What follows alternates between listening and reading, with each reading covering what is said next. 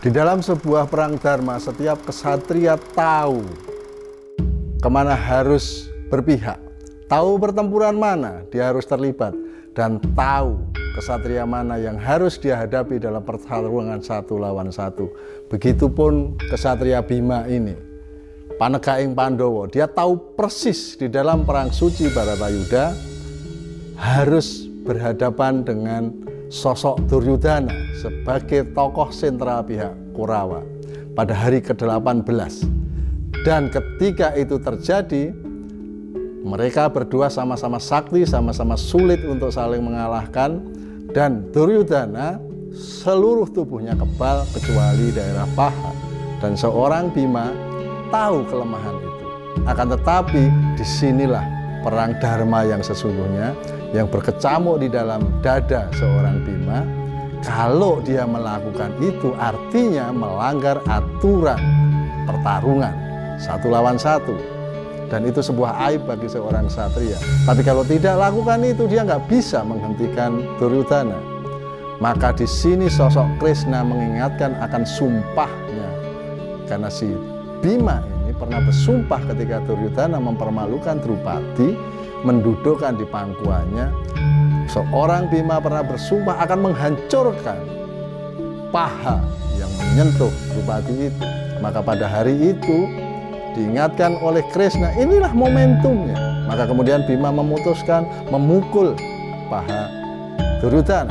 Saat itu juga Duryudana mati, gugur. Maka perang berakhir pada hari ke-18. Maka kemudian kakak Bima, Yudhistira, duduk di singgasana sebagai Raja Hastinapura. Negara makmur, dan pada saatnya ketika kelima Satria Pandawa ini memutuskan untuk lengser ke Prabon Matek Pandito yang disimbolkan naik ke Himalaya, kelima-limanya tidak sampai ke puncak kecuali kakaknya. Termasuk Bima nggak sampai di puncak Himalaya. Di situ perang dharma kakaknya. Untuk apa dengan segala kenikmatan surgawi kalau tidak berkumpul dengan adik-adiknya? Maka kemudian kakaknya memutuskan berkumpul dengan adik-adiknya. Dan disitulah akhirnya suasana mewujud menjadi kenikmatan surgawi yang hakiki. Itulah akhir cerita kesatria-kesatria besar Pandawa.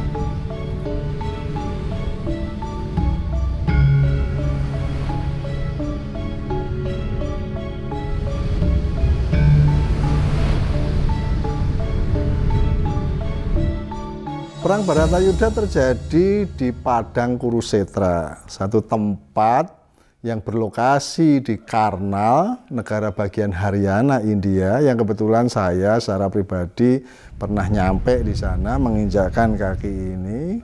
Tempatnya memang flat, gersang, panas, luas sekali. Sampai bulu kuduk saya itu merinding. Kenapa? Karena saya tahu cerita tentang Bharatayuda, sedikit banyak saya tahu lah. Gitu. Sehingga saya terbayang bagaimana para ksatria besar itu menyabung nyawa, memenuhi panggilan dharmanya, berperang suci, perang dharma. Nah, itu pasti sesuatu yang luar biasa sekali. Nah, begitupun dalam kasus kawan-kawan petani yang berjuang membudidayakan tanaman di lahan pasir pantai selatan, dalam hal ini di Bugel. Secara pribadi saya menghormatinya, para petani ini sekelas kesatria-kesatria besar yang bertarung di Kurusetra. Kenapa? Karena kalau kita bicara semata mengandalkan intelektualitas, kita bisa mengatakan, oh itu mission impossible itu, nanam di lahan pasir. Tapi kekuatan sini itu jauh lebih dahsyat. Kenapa? Karena bisa nyambung langsung ke sana. Hakikinya yang punya kekuatan. Dan sekarang setelah sekian puluh tahun, terbukti.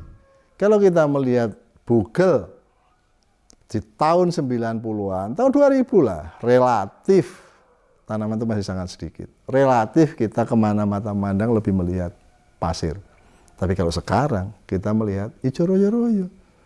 Dan membawa keberkahan petani. Kehidupan petani di sana jauh lebih baik secara ekonomi, sosial, dan lain-lain.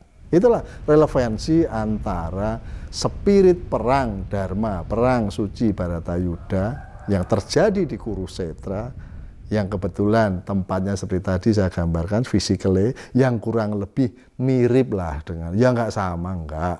Artinya ada kemiripan, dan itu fungsi dari kekuatan sini. Dan itu dipunyai oleh para petani di Bugel. Dan sekarang terbukti, Bugel ijo royo-royo.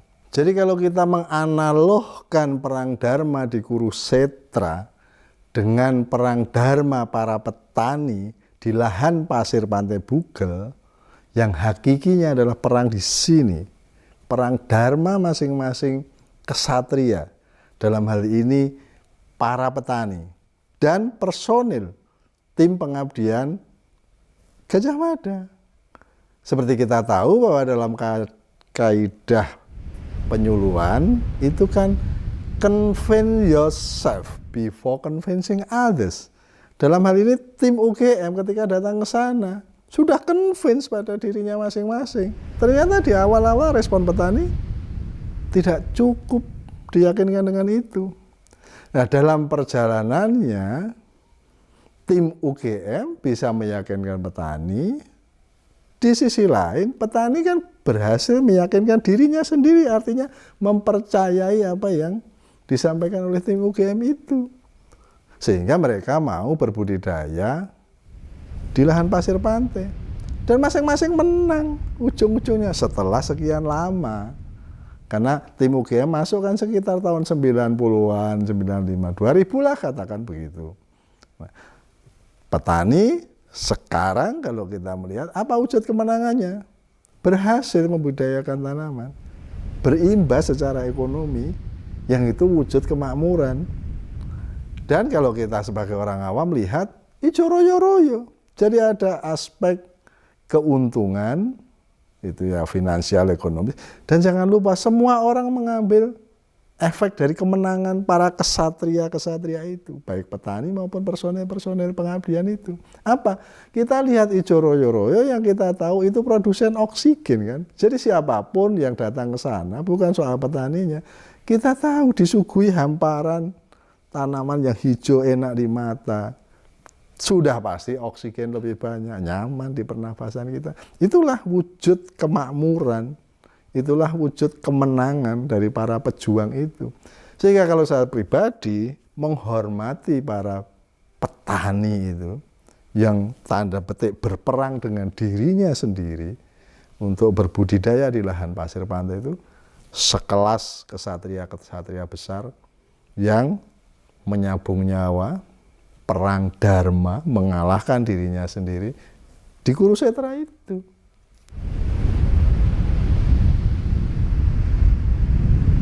Pada awal tahun 80-an, memang lahan pantai ini merupakan lahan yang sangat kritis, lahan yang gersang sekali, hanya merupakan gumuk pasir dan padang pasir. Ada sedikit rumput-rumput liar yang tumbuh. Namun setelah kami melihat ada tanaman cabai yang tanpa dirawat bisa tumbuh, itu yang memulai, yang menjadi imajinasi saya untuk mencoba tanaman yang produktif. Dengan kita mencoba menanam, dengan kita melihat tanaman cabai yang ada di lahan pasir pantai itu tumbuh, maka saya optimis bahwa lahan pasir pantai ini bisa dikerjakan, bisa menghasilkan yang lebih produktif. Ya, jadi terkait dengan masalah potensi yang ada di wilayah lahan pasir pantai Bugel ini, ada banyak hal yang sebenarnya bisa kita jelaskan. Yang pertama mengenai kondisi tantangan sebagai lahan marginal.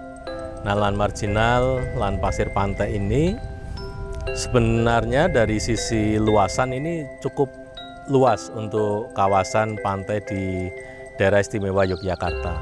Dengan kawasan yang cukup luas, tentu saja ini menjadikan salah satu potensi lahan untuk dimanfaatkan. Nah, tantangannya dengan lahan yang marginal ini perlu adanya satu smart technology. Nah, jadi smart technology di sini lebih banyak difokuskan pada penerapan teknologi tepat guna yang spesifik lokasi. Nah, sehingga apa yang kami lakukan dari tim Fakultas Pertanian UGM itu nantinya harus bisa menjawab lahan yang semula marginal itu harus bisa diubah menjadi lahan yang produktif.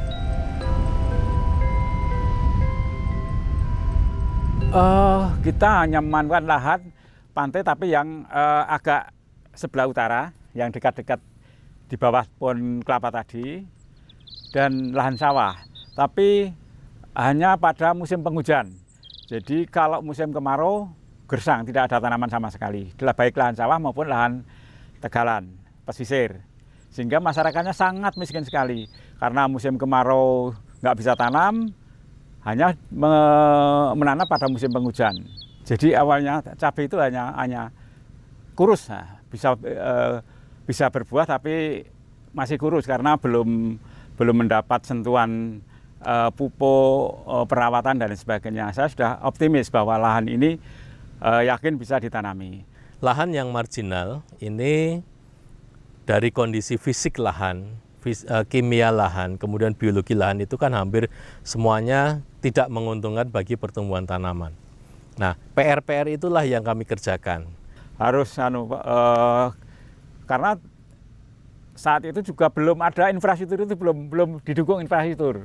Kemudian saya mengusulkan infrastruktur jalan untuk supaya masyarakat petani itu dalam mengangkut pupuk dan hasil bumi itu bisa lancar. Ternyata dengan infrastruktur mempercepat. Ya sebetulnya kalau tanahnya perlakuan khusus sekali enggak, cuma kita harus selalu menggunakan pupuk kandang, pupuk organik.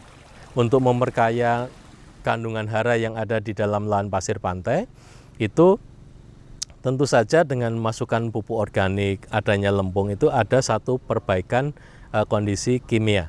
Dan itu sudah terbukti dengan diberikannya pupuk kandang, lempung, kemudian di atasnya nanti ditambahkan dengan mulsa jerami, itu bisa memperbaiki pertumbuhan dan juga hasil tanaman. Sehingga misi kami di dalam memberdayakan masyarakat di lahan pasir pantai itu adalah mengoptimalkan potensi yang ada. Dan itu kami bersama-sama dengan kelompok tani secara aktif, mereka mau menerima dan mengadopsi sekaligus menindaklanjuti terapan teknologi yang kami lakukan. Karena penduduknya masih belum berkembang, itu sekitar ada 50-an sampai 60-an kakak. Sekarang sudah berkembang menjadi 150-an kakak. Jadi sudah berkembang karena tim dari UGM itu datang juga. Datang untuk membina kami, memberikan penyuluhan, memberikan teknologi. Dulu hanya yang ditanam hanya hanya cabai saja. Tapi setelah UGM datang itu diperkenalkan beberapa jenis tanaman. Dan sekarang ini beberapa tanaman itu memang bisa tumbuh dan bermanfaat untuk masyarakat. Tim intinya dari Fakultas Pertanian UGM. Kemudian juga masih ditambahkan dari Fakultas Teknologi Pertanian yang khususnya membidangi masalah pengairan. Sehingga di sini ada satu kesatuan yang cukup komplit. Di situ ada yang menangani atau bertanggung jawab terkait dengan bidang agronomi atau budidaya pertaniannya. Ada yang bertanggung jawab bagaimana upaya pengendalian terhadap hama dan penyakitnya. Kemudian ada yang bertanggung jawab terkait dengan rekayasa lahannya. Bagaimana mengubah media tanam itu menjadi optimal. Kemudian dari sisi ekonomi dan sosial itu bagaimana memperkuat kelembagaan sosial yang ada, sekaligus juga memberdayakan mereka di dalam masalah pemasaran dan sebagainya. Nah, kemudian dari sisi Fakultas Teknologi Pertanian itu fokus di dalam pemenuhan kebutuhan air untuk irigasi tanamannya. Bapak Mulyadi, Bapak Sunuaji, Bapak Profesor Prapto Yudano, Bapak Abdul Syukur, Bapak Tohari, Pak Ibu Tuti, termasuk ada Pak Dodi dan sebagainya yang ada menjadi tim Pak Kirno dan sebagainya. Semuanya masih jelas ingat. Nah, satu kesatuan ini yang juga selama bertahun-tahun solid untuk memberdayakan masyarakat, dan ini sudah terbukti. Dan itu sesuai dengan kondisi yang ada di lapangan. Banyak yang positif, tapi ada juga yang tidak percaya bisa ditanami yang lain. Itu ada, tapi akhirnya setelah terbukti kita menanam berbagai macam jenis tanaman, itu kita tanam di lahan itu ternyata bisa tumbuh. Prinsipnya di sini ada 2 kata kunci. Yang pertama, kita melakukan suatu rekayasa atau manipulasi lahannya dengan berbagai masukan amelioran. Kemudian juga yang kedua adalah melakukan rekayasa atau manipulasi mikroklimat. Sistem pengairannya. Sistem pengairan yang dulu biasanya dengan menggunakan gembor, kemudian diubah dengan menggunakan selang, kemudian juga bisa menggunakan sistem drip irigasi ataupun irigasi tetes, bisa juga dengan irigasi di bawah permukaan. Nah, itu tergantung dari jenis tanaman dan kondisi apa yang sekiranya akan diusahakan di lahan pasir pantai.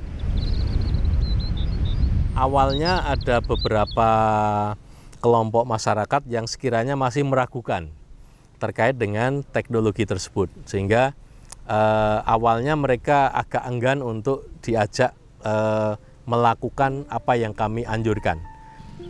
Saat ini petani sudah menikmati hasil dari para peneliti, dari para ahli yang dulu merintis, memberikan pembinaan pada para petani. Sekarang sudah merasakan